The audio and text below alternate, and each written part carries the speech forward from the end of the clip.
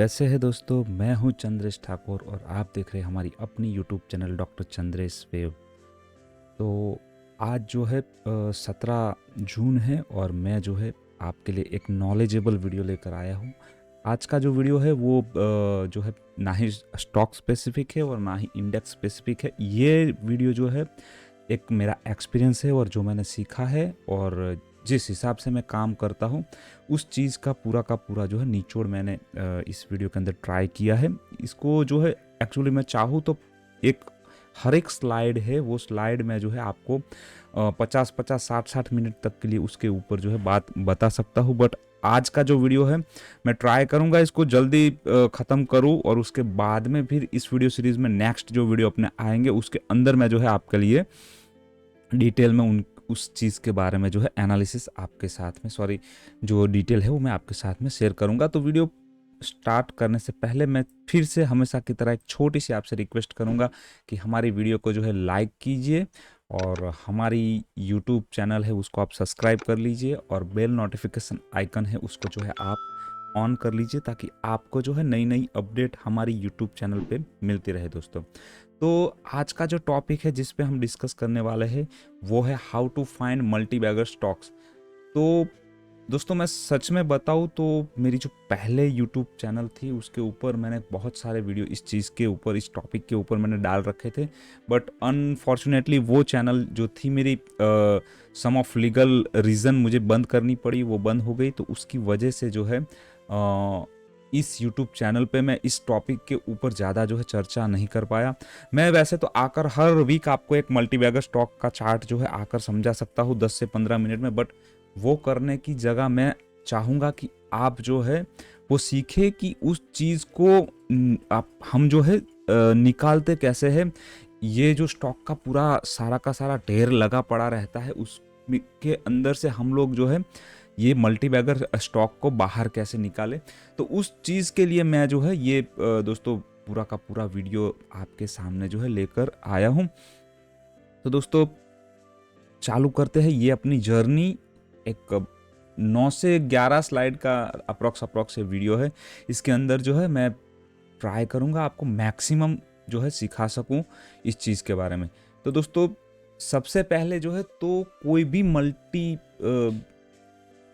अगर multibagger stock की मैं बात करूं तो कोई भी मल्टीबैगर स्टॉक है उसके अंदर इन्वेस्ट करने से पहले टोटल जो है अपनी 9 चीज़ें रहती है उसको हमें जो है देखना रहता है उस चार्ट के अंदर। और उसके अंदर इन्वेस्ट करने के बाद ज़्यादा से ज़्यादा हम जो है उसमें से रिटर्न कैसे निकाल पाए वो सारी चीज़ें जो है उसमें हमें देखनी रहती है। तो अगर आपके पास फंड है, आपके पास पैसा है और आप उस पैसे को इन्वेस्ट करना चाहते हैं स्टॉक मार्केट के अंदर, तो दोस्तों आपको जो है ये 9 चीज़ों को डेफिनेटली देखना चाहिए। और आप अगर 1 साल से ज़्यादा का नज़रिया रख के उस पैसे को लेकर आ रहे हैं, ठीक है, 1 साल से ज़्यादा का नज़रिया लेकर आप स्टॉक मार्केट में आ रहे हैं, तो ये 9 चीज़ों को आप देखने के बाद अगर आपने इन्वेस्ट किया उस पैसे को तो बहुत ही अच्छा रिटर्न आप कमाएंगे। दोस्तों मैंने कई स्टॉक देखे हैं जो खरीदने के बाद या उसको कुछ वक्त के लिए होल्ड करने के बाद मुझे जो है 3-3 4-4 गुना रिटर्न देते हैं, 5-5 गुना रिटर्न देते हैं। और लोग जो है मुझे पूछते हैं कि सर इसको निकलना कहाँ है, उसमें से एग्जिट कहाँ होना है, सर इसमें से बाहर कब निकले। तो वो चीज़ जो है वो सारे उनकी क्वेरीज जो है यहाँ पर ख़त्म हो जाएगी अगर आप इस वीडियो को ठीक से समझ लेंगे। एक पेन और कॉपी अपने साथ में रख लीजिए, जो अगर आपको कुछ लगे और वो आप नोट डाउन करके रख सकते हैं। और कुछ भी क्वेरी हो, कुछ भी क्वेश्चंस हो आपके, तो वो आप जो है मुझे पूछ सकते हैं कमेंट बॉक्स में। मैं डेफिनेटली उसका जो है आंसर आपको दूंगा दोस्तों। तो सबसे पहला पॉइंट है वो सिलेक्शन, ठीक है दोस्तों। तो ये जो चीज़ है स्टॉक मार्केट के अंदर वो सिलेक्शन जो है उसको दर्शाती है हमारे लिए। तो सिलेक्शन कैसा होना चाहिए, किस तरह से होना चाहिए किसी भी स्टॉक का, वो आप अगर मुझे पूछे तो अगर किसी भी चीज़ को हमने एक बार सिलेक्ट कर लिया, उसमें एक बार हमने जो है इन्वेस्ट कर लिया, तो उसके बाद में वो जो स्टॉक है वो कंटिन्यूसली बढ़ना चाहिए। यानी एक बार आप हमने सिलेक्शन कर लिया उस स्टॉक को, तो उसके बाद में उस स्टॉक में जो है ज़्यादा इतनी प्रॉब्लम्स, ज़्यादा इतनी परेशानियाँ या ज़्यादा इतना करेक्शन टाइम वाइज नहीं होना चाहिए। भले धीरे धीरे ही बढ़े, मगर वो स्टॉक जो है बढ़ना चाहिए। तो अगर मैं यहाँ पर चार्ट पे इस चीज़ को एक्सप्लेन करूँ आपके सामने, तो यहाँ पर मैंने जो है AB कैपिटल का जो है चार्ट मैंने डाला हुआ है सिस्टम के ऊपर। और यहाँ पर दोस्तों इसको मैं अगर बताऊँ, अगर ये स्टॉक जो है आपने मान लीजिए ये 2000 ये जो है ये वक्त 2020 वाला है, उसके बाद में ये ऊपर आ गया यहाँ पर 120 130 के आसपास, उसके बाद में वापस 21-22 में जो है वो करेक्ट होना चालू हो गया। और अगर मैं इस स्टॉक की स्पेसिफिक बात करूं दोस्तों, तो यहाँ पर जब उसने ये लेवल को काटा था 96-97 रुपीज़ के आसपास का, उस वक्त में पूरा का पूरा मार्केट था, पूरा का पूरा जो माहौल था पूरा ख़राब हो चुका था। मगर दोस्तों जो लोग जानते थे, जिन लोगों ने यहाँ पर उसमें इन्वेस्ट किया था, यहाँ पर इन्वेस्ट किया था, यहाँ पर इन्वेस्ट किया था, उन लोगों को पता थी कि ये स्टॉक जो है कुछ लेवल को तोड़ने के बाद नीचे नहीं आएगा। क्यों दोस्तों? क्योंकि वो सिलेक्शन जब भी स्टॉक का करते हैं उनको पता है कि वो स्टॉक है वो धीरे धीरे ऊपर बढ़ने ही वाला था। उसका जो बड़े टाइम फ्रेम का कहीं ना कहीं बॉटम जो है बन चुका था। तो ये जो है वीकली टाइम फ्रेम का चार्ट है दोस्तों, और वीकली टाइम फ्रेम में मान लीजिए इस स्टॉक के अंदर आप यहाँ कहीं पर नहीं आ पाए। ये पोस्ट कोविड वाला वक्त था। यहाँ पर ये जो मैं आपको ड्रॉ करने की कोशिश और दिखाने की कोशिश कर रहा हूँ, तो ये जो है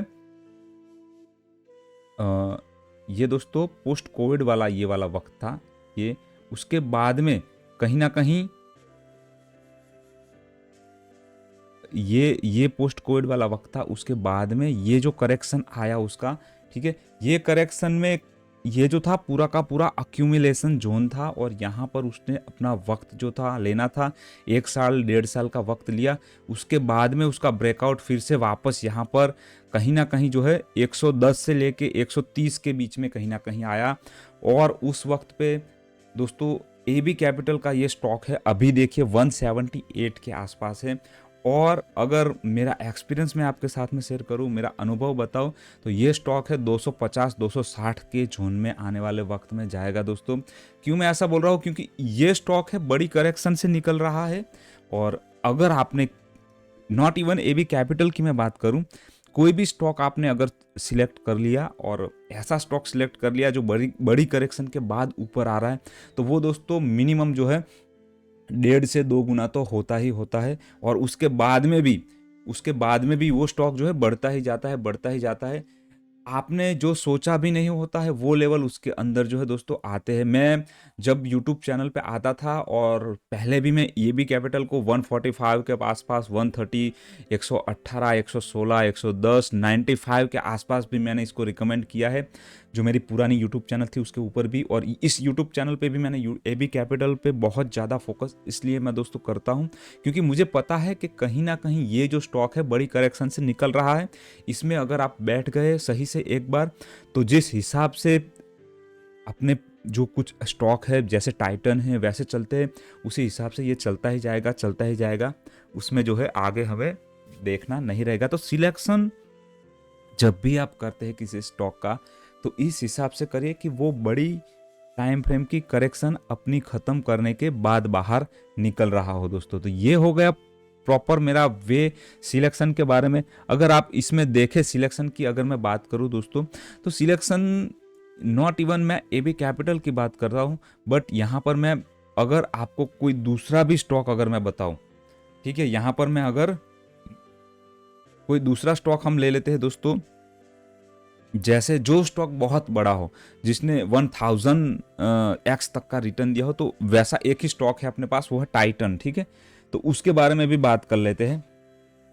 जैसे राकेश सर की हम बात करते हैं, बहुत सारे लोग जो है राकेश सर का एग्जांपल देते हैं, बट यहाँ पर देखिए बड़ी टाइम फ्रेम में इसको खोलना चाहूँगा, मंथली टाइम फ्रेम में देखिए। तो मान लीजिए अगर इस स्टॉक के अंदर हमने जो है यहाँ पर इस स्टॉक को मान लीजिए 400 रुपये के आसपास, 320 के आसपास इसको ले लिया, या फिर मान लीजिए इसको मैंने 700 के आसपास भी ले लिया, या फिर इस स्टॉक को मैंने जो है 1900 के आसपास भी ले लिया।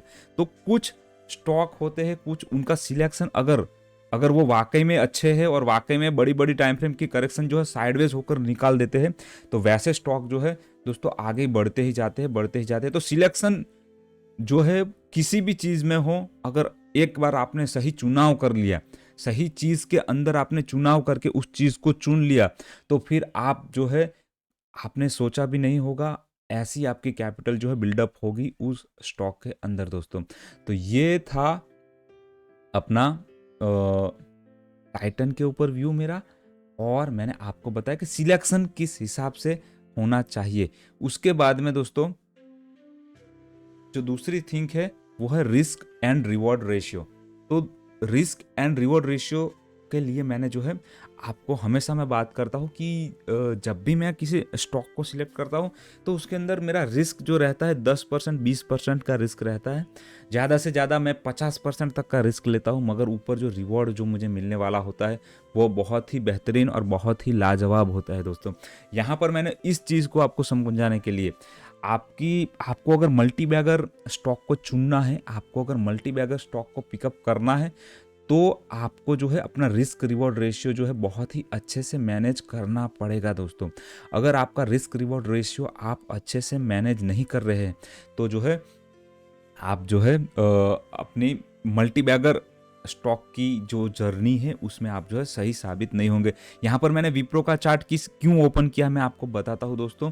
तो यहाँ पर देखिए ये विप्रो का चार्ट है। अगर आपने मान लीजिए इसको 400 रुपये पे खरीद लिया है, ये स्टॉक को आपने 400 रुपये पे खरीद लिया है, तो आपका जो स्टॉप लॉस है वो 350 रुपये तक का जो है बैठेगा। तो 350 तक का आपका स्टॉप लॉस है जो मैक्सिमम नीचे की साइड में जो है आपका हिट हो सकता है। और यहाँ से अगर मैं ये वीकली टाइम फ्रेम का कंसोलिडेशन है उसका, और उसके बाद में अगर विप्रो ऊपर की साइड में निकलता है तो सबसे पहले ये वाले जोन को वो जो है अचीव करने जाएगा, और वो है 680 से ऊपर का जोन, 680 से 700 रुपये का जोन है। तो यहाँ से देखिए 300 रुपये का रिवॉर्ड है, 50 रुपये का रिस्क है। तो इस हिसाब से अगर आप रिस्क रिवॉर्ड रेशियो को मैनेज करें तो दोस्तों आप कभी भी जो है अपनी ट्रेडिंग की जर्नी में कभी भी लॉस में नहीं निकलेंगे। ओवरऑल नेट में जब भी आप निकलेंगे तो कुछ पैसा लेकर जाएंगे। और मल्टी बैगर स्टॉक जो होते हैं हमेशा उसमें रिस्क रिवॉर्ड रेशियो फेवरेबल ही रहता है। अगर कोई स्टॉक में आपको लगता है कि आपका रिस्क ज़्यादा है और रिवॉर्ड कम है, तो समझ लीजिए कि वो stock multi bagger in future नहीं साबित हो सकता है, अपने आप को मल्टी बैगर वो जो है प्रूव नहीं कर सकता है दोस्तों। तो ये हो गया सेकंड पॉइंट अपना रिस्क रिवॉर्ड। फर्स्ट होगा सिलेक्शन, अगर आपने सही से कर लिया किसी स्टॉक में, उसके अंदर भी आपका रिस्क रिवॉर्ड रेशियो मैनेज है। रिस्क रिवॉर्ड रेशियो तभी मैनेज होगा जब आपका स्टॉक तकरीबन 1 से 1.5 साल तक का जो है उसने करेक्शन कर लिया हो। कुछ स्टॉक ऐसे भी होते हैं जो 8-8 साल 10-10 साल क्या जो है अपना करेक्शन करते हैं, और उन स्टॉक को तो दोस्तों आप बिलीव कीजिए वो 5x 10x का जो है रिवॉर्ड लेकर आने वाले स्टॉक माने जाते हैं। उसके अंदर आपको जो है प्राइस वाइज कुछ देना नहीं होता है। हो सकता है वक्त आपका थोड़ा सा ज़्यादा ले ले, मगर प्राइस वाइज उसमें बहुत ही कम रिस्क रहता है। अगर ऐसा ही कोई स्टॉक आपको अभी मुझे लाइव दिखाना हो तो मैं आपके साथ में उस चीज़ को अगर साझा करना चाहूँ तो वो है जो है अपना सेल का स्टॉक। तो उसको जो है मैं सेल के स्टॉक को अगर आपको चार्ट के ऊपर समझाना चाहूँ तो मैं उसको एग्जैक्टली आपको बताऊंगा कि किस हिसाब से मैं इस रिस्क रिवॉर्ड रेशियो को जो है मैनेज करता हूँ दोस्तों। तो उसको मैं समझाने के लिए यहाँ पर जो है आपके सामने फिर से मैं सेल का जो चार्ट है उसको खोलूँ, या फिर MRPL को खोल लेता हूँ। चलो MRPL को खोल लेता हूँ। MRPL जो है अभी अभी जो है फ्रीक्वेंटली चला हुआ है। तो इसको मैं मंथली टाइम फ्रेम में भी अगर देखूँ तो लास्ट इसने मंथली टाइम फ्रेम में यहाँ पर जो टॉप लगाया था 148 का, वो 2007 में था दोस्तों। देखिए एग्जैक्ट इसमें क्या है और किस हिसाब से काम हो रहा है, ये अगर आपको मैं बताना चाहूँ तो ये जो है मंथली टाइम फ्रेम का इसका लास्ट जो टॉप लगा है वो यहाँ पर 148 146 के आसपास का है, और 2007 में लगा है। तो 10 साल तो उसको 17 तक ही उसने कंप्लीट कर लिया है, और 17 के बाद में 6 साल और। तो टोटल इसका मैं अगर मिलाऊँ तो ये जो है ये वाला जो स्टॉक है 15 से 16 साल तक का करेक्शन कर चुका है।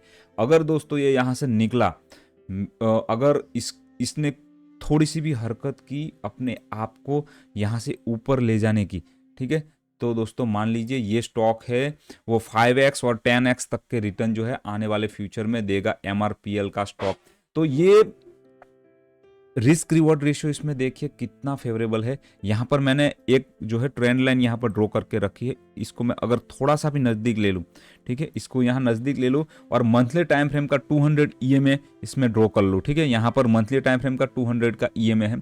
तो मेरा स्टॉप लॉस जो बैठेगा, जो अगर मैं छोटा रखना चाहूँ तो यहाँ पर जो है 50 रुपये तक का स्टॉप लॉस जो है मेरा बैठेगा। तो ये इस स्टॉप लॉस को मैं रखकर यहाँ पर ऊपर रिवॉर्ड जो है इसका 200, 250, 300 तक के टारगेट जो है मैं इसके अंदर अचीव कर सकता हूँ दोस्तों। तो ये ऐसे होते हैं मल्टीबैगर स्टॉक, ऐसे होते हैं मल्टीबैगर स्टॉक के चार्ट, और इसमें जो है रिस्क रिवॉर्ड रेशियो अपना हमेशा फेवरेबल रहेगा, ठीक है। रिस्क रिवॉर्ड रेशियो कभी भी अपना जो है खराब नहीं होगा मल्टीबैगर स्टॉक के अंदर। उसके बाद में दोस्तों रिस्क रिवॉर्ड रेशियो की बात हो गई अपनी। तीसरा जो पॉइंट है उसका वो है सिस्टम। तो आपके पास हमेशा एक ऐसा सिस्टम होना चाहिए जो सिस्टम आपको हाई प्रॉफिट दे, उसमें रिस्क लो हो, आपको कंसिस्टेंसी प्रॉफिट मिले, ठीक है, और आप जो है एक स्माइली और पीसफुल आप फिलिप जो है प्रॉफिट अर्न कर पाए, और अपने दिमाग को शांत रख के अपनी जो है अपने आप को एकदम कूल रख के अपने जो है सारे के सारे बाकी के काम करते हुए भी आप प्रॉफिट कमा पाए। जैसे मान लीजिए कि किसी बंदे का नौकरी चल रहा है, ठीक है, उसका जॉब चल रहा है और वो जॉब के साथ ही साथ में इन्वेस्ट करना चाहता है। उसके बाद में छोटा कैपिटल है उसके पास, मान लीजिए मैं एकदम छोटी बात करता हूँ, एकदम छोटी बात, मान लीजिए उसके पास 20,000 रुपये है, ठीक है, 20,000 रुपये लेकर वो सिस्टम में आना चाहता है, वो सिस्टम में काम करना चाहता है। तो दोस्तों यहाँ पर आप देख लीजिए कि उसने 20,000 रुपये अगर लगाने हैं तो उसके पास में एक ऐसा सिस्टम होना चाहिए कि 20,000 रुपये भी उसको जो है कंसिस्टेंसी, मान लीजिए उसको 200 रुपये भी मिलता है पर डे का, उसको 200 रुपये भी मिलता है उसको, तो वो जो है पार्ट टाइम ट्रेडिंग का 200 रुपये भी उसको मिलते रहना चाहिए। तो ऐसे ही सिस्टम अपने पास होनी चाहिए जिसमें अपना प्रॉफिट हाई हो, और अपना जो है, यहाँ पर मैंने टाटा मोटर्स का स्टॉक की बात की है, ये अभी इसका रिसेंटली फ्रीक्वेंटली स्टॉक है, ये 420 430 मेरे पुराने वीडियो आप देखेंगे इसके अंदर आपको मिल जाएगा, और 429 तक का मुझे पता है जब मैंने लास्ट टाइम इसको डिस्कस किया था। और वहाँ से दोस्तों ये चला देखिए, उसके बाद में अगर आपने इसके अंदर 10,000 भी इन्वेस्ट किया है, 5,000 भी इन्वेस्ट किया है, या 5 लाख इन्वेस्ट किया है, मगर आपको जो है एक कंसिस्टेंसी मिलेगी, और ये कंसिस्टेंसी आपको देखने को मिलेगी आने वाले बहुत लंबे वक्त के लिए, ठीक है। आपको जो है ये प्रॉफिट मिलता ही जाएगा। ये जिस हिसाब से, जिस पैटर्न को डेवलप करके जिस हिसाब से निकला है, जो डार्विन का बॉक्स थियरी बोलता है कि ये आगे बढ़ता ही जाएगा, बढ़ता ही जाएगा, ये जो है आने वाले वक्त में जो है रुकने वाला नहीं है। तो ऐसा सिस्टम होना चाहिए जो आपको बता दे कि आने वाले वक्त में अगर मान लीजिए मुझे रुकना पड़ता है इस स्टॉक में, यहाँ पर कहीं पर उसका ब्रेक लगता है, मान लीजिए 650 के आसपास भी टाटा मोटर्स का कहीं पर ब्रेक लगता है, तो मुझे पता होना कि ये 3 महीने 4 महीने 6 महीने का एक ब्रेक है, थोड़ा सा करेक्ट होगा, 30% 32% या 61% करेक्ट होगा। उस वक्त पे इसके अंदर मुझे और पैसे डालने हैं, और वो ऊपर जो है वापस 650 पे उसका ब्रेक लगा है तो वापस 800 से 900 रुपये जो है आराम से चला जाएगा। तो ये ऐसा सिस्टम होना चाहिए जो आपको प्रॉफिट हमेशा हाई दे, रिस्क हमेशा लो आपका हो, और कंसिस्टेंसी आपकी उसमें बनी रहे, और पीसफुली प्रॉफिट आपको जो है मिलता रहे। तो तीसरा पॉइंट हो गया सिस्टम का दोस्तों। मल्टीबैगर स्टॉक को पहचानने के लिए आपके पास एक सिस्टम होना अति आवश्यक है। उसके बाद में राइड प्रॉफिट। तो अगर मान लीजिए कि यहाँ पर आपने ये टाटा मोटर्स के स्टॉक को बाय कर लिया 440 पे या फिर 480 पे, 430 पे तो आपने नहीं किया होगा क्योंकि तब हमने बोला था, और आपको जो है विश्वास नहीं होगा कि वाकई में ये 500 550 बहुत ही जल्द चला जाएगा, इतना क्विक चलेगा।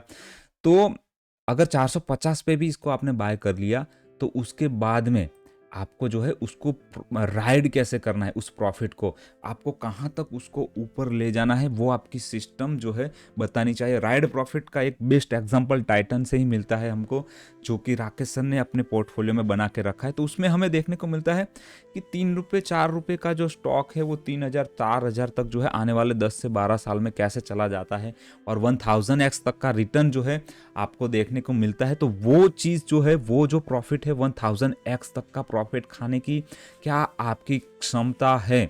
क्या आपका जो है गुर्दा इतना बड़ा है कि उतना बढ़ने के बावजूद भी आप उस पोजीशन को होल्ड करे हुए हैं, आप उस स्टॉक को होल्ड करे हुए हैं, और आपको कुछ ऐसा नहीं लगता है कि मैं इसमें से निकल जाऊँ, मैं इसमें से एग्जिट हो जाऊँ, मैं भाग जाऊँ इसमें से प्रॉफिट बुक कर लूँ। बहुत सारे लोग होंगे जिन लोगों ने टाइटन कंपनी का स्टॉक खरीदा होगा, 3 रुपये पे, 4 रुपये पे, 5 रुपये पे, 10 रुपये पे, 20 रुपये पे, कहीं पर भी उसने खरीदा होगा, मगर उसने किया होगा 10 पे खरीदा है, 15 पे बेच दिया, 15 पे खरीदा है उसने 25 पे बेच दिया, जिसने 25 पे खरीदा है उसने 50 पे बेच दिया।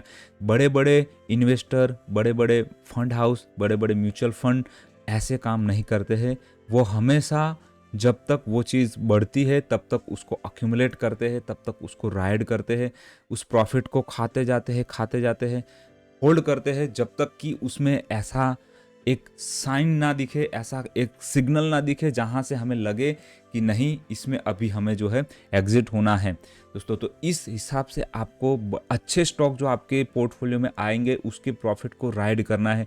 बहुत सारे स्टॉक होते हैं जो मेरे पास 50% 60% प्रॉफिट पे, उसको मैं देखता भी नहीं, मुझे ऐसा लगता ही नहीं कि इसमें मुझे अभी एग्जिट होना है। वो मेरे लिए पड़े होते हैं जहाँ तक उसके मेरे टारगेट जो होते हैं 2x 3x तक के होते हैं, और वो आते हुए दिखते हैं दोस्तों। अभी मैंने आपको बताऊँ, मैं फेयरली बताऊँ, मैंने जो है टाटा मोटर्स 120 रुपये पे खरीदा हुआ है। अभी यहाँ से मैं अगर आपको बताऊँ कि टाटा मोटर्स का जो स्टॉक है ये मैंने 120 रुपये पे खरीदा हुआ है। उसके बाद में यहाँ पर जो पूरा अक्यूमुलेशन जोन हुआ और मैंने क्वांटिटी उसमें ऐड किया, मुझे पता था कि इसको मुझे खरीदना है ही। और अभी भी मैं, अगर ये 600 650 के आसपास अगर ऐसा करेक्ट होता है, वैसे तो इसको 400 का आधा 250, 400 600 650, तो 650 से 700 के बीच में यहीं कहीं पर इसका जो है ब्रेक लगेगा, ऐसा मुझे लग रहा है। तो उस वक्त पे भी मैं इसको और खरीदने का ही सोचूंगा टाटा मोटर्स को, इसमें से मैं एग्जिट होने की सोचूंगा नहीं। सोचिए दोस्तों, 120 रुपये का स्टॉक अभी मेरा 550 पे है, और 550 पे भी है, 450 पे मैंने और ख़रीदा है, और 650 पे या 700 के आसपास और मैं इसको खरीद कर ऐड करने का ही सोचूंगा दोस्तों। तो ये हो गया अपना जो है राइड का सिस्टम। उसके बाद में स्केल, तो स्केल मैंने ऑलरेडी ये जो है मैंने समझाया आपको कि इसको कैसे स्कैल्पिंग करना है अपने ट्रेड को। अगर आपने कुछ खरीदा है और खरीदने के बाद वो चीज़ जो है आगे बढ़ती जा रही है, तो किस लेवल पे आपको उसको जो है पोजीशन है, उसकी क्वांटिटी जो है जो उसको ऐड करना है। अगर मान लीजिए 120 पे मैंने उसमें 500 क्वांटिटी खरीदी थी, तो 450 या 420 पे मैंने उसके अंदर जो है और 500 क्वांटिटी ऐड की है, 650 या 600 पे और 500 क्वांटिटी में ऐड करूंगा। तो ये जो है होगा एक स्कैल्पिंग होगा, और फाइनली एक जो जोन आएगा जहां पर मुझे लगेगा कि मुझे सारी की सारी क्वांटिटी से एग्जिट होना है, उस जोन के अंदर मैं है अपने पूरे का पूरा प्रॉफिट जो है बुक कर लूंगा दोस्तों। तो ये हो गया स्कैलिंग या स्कैल्पिंग भी कहते हैं। ये ज़्यादातर लोग जो है स्कैल्पिंग का फॉर्मूला जो है सारे बड़े बड़े इन्वेस्टर है जो यूज़ करते हैं। और अगर आपको उसको छोटी टाइम फ्रेम में अगर देखें तो छोटे छोटे ट्रेडर है वो अपनी विनिंग पोजीशन है जो होती है, जो ट्रेडिंग CP का करते हैं, ऑप्शन ट्रेडिंग, फ्यूचर ट्रेडिंग करते हैं, उसके अंदर वो लोग जो है जहाँ पर भी उनको मौका मिलता है वहाँ पर वो अपनी क्वांटिटी को और बढ़ाते हैं, अपने दाव को जो है और बढ़ा देते हैं। अगर उन्होंने लाख रुपए लगाए हैं और लाख के उनके ऑलरेडी 50% प्रॉफिट में है, तो और रिस्क लेके आने वाले उसी स्टॉक के अंदर अपना जो दाव बढ़ा के उसको लाख का 2 लाख कर देते हैं। उनको पता रहता है कि ये स्टॉक है जो 50 रुपये बढ़ा है, वो आने वाले वक्त में और 50 बढ़ेगा, और इस हिसाब से वो जो है काम करते हैं। तो स्कैल्पिंग के बाद बुक प्रॉफिट, तो बुक प्रॉफिट इसके लिए मैं आपको एक इलियट वेव थियरी जो मैं हमेशा इस्तेमाल करता हूँ उसके हिसाब से आपको समझाना चाहूँगा कि मान लीजिए अपना 3 नंबर का वेव आपको लग रहा है कि एक जोन आ चुका है, वहां पर जाने के बाद वो स्टॉक है, हो सकता है कुछ वक्त के लिए, अगर अब मैं बात करूं कि एक आध साल या 1.5 साल के लिए आपको पता है कि इस प्राइस रेंज से बाहर नहीं जाने वाला है, तो आप उसमें से जो है कुछ वक्त के लिए अपना प्रॉफिट जो है बुक कर लीजिए, ताकि आने वाले वक्त में उसको सस्ते भाव में फिर से आप खरीद सके। आपको खाली प्रॉफिट बुक इसीलिए करना है ताकि आने वाले वक्त में उसमें आप री एंटर हो पाए दोस्तों। अगर आप उस स्टॉक को वापस री एंटर नहीं करेंगे तो एक फिर से बड़ी अपॉर्चुनिटी जो है मिस कर जाएंगे आप।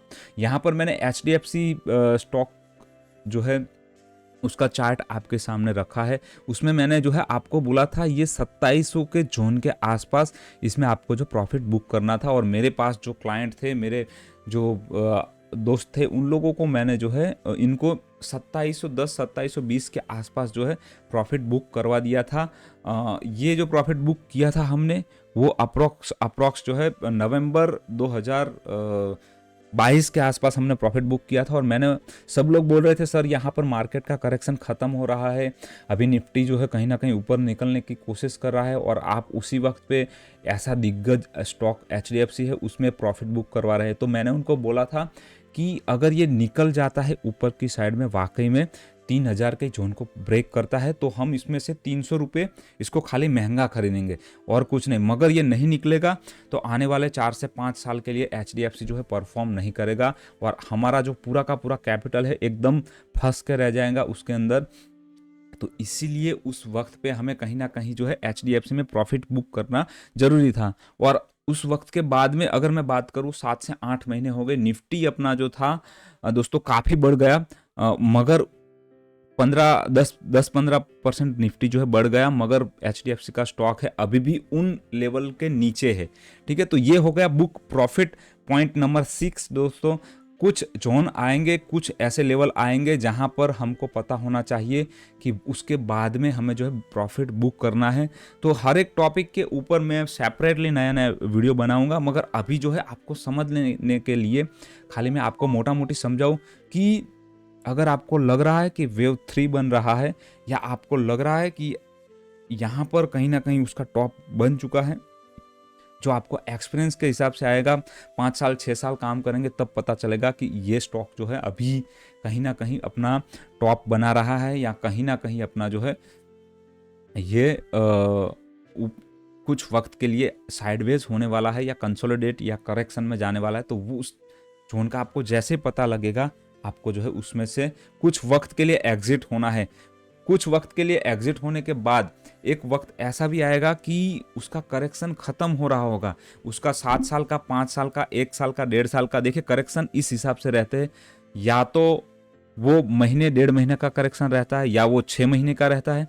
6 महीने में अगर वो ख़त्म नहीं हुआ तो मान लीजिए वो 1 से 1.5 साल में चला जाएगा, और 1 से 1.5 साल में भी वो करेक्शन नहीं ख़त्म हुआ तो समझ लीजिए वो 8 से 10 साल वाले बड़े टाइम फ्रेम की बड़ी करेक्शन में जो है जा रहा है। तो अगर यहाँ पर मैं अगर बताऊँ उसमें री एंटर कब होना है, कोई स्टॉक है यहाँ पर, आप मान लीजिए उसको राइड कर रहे थे और इस जोन को उसने काटा, इसने टॉप लगाया था 1700, 1600, 1700, और उसने जो है नहीं 1600 1700 नहीं 2000 के आसपास का कहीं पे उसने टॉप लगाया। उसके बाद में मान लीजिए उसने 1600 का जोन जो काटा, उसके बाद में इसमें से एग्जिट हो गए। मान लीजिए अभी 800 रुपये के आसपास वो जो है कंसोलिडेशन हो रहा है, 700 से 800 उसका एक रेंज बना लिया है।